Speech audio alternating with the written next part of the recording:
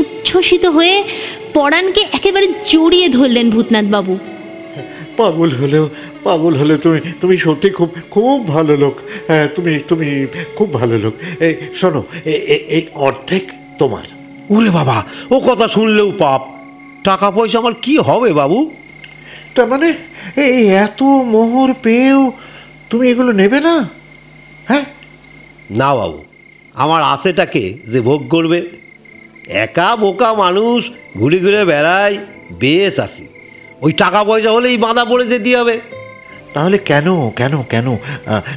কেন গুপ্তধন খুঁজে বেড়াও তুমি? আগে ওইটাই আমার নেশা। খুঁজে বেড়ানোতেই তো আনন্দ। ওই লুকোচুরি খেলতে যেমন আনন্দ হয়, এও তেমনি। আচ্ছা আসি বাবু, ভোর হয়ে আসছে, অনেকটা পথ যেতে হবে।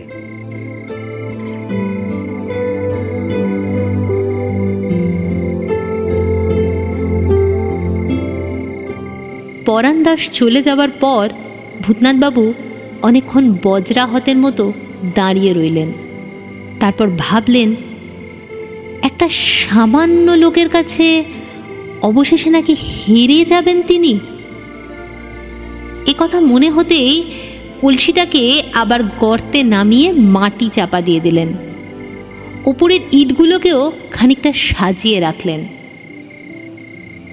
তারপর আর কি, অবশেষে নিশ্চিন্ত হয়ে আবার ঘুমিয়ে পড়লেন।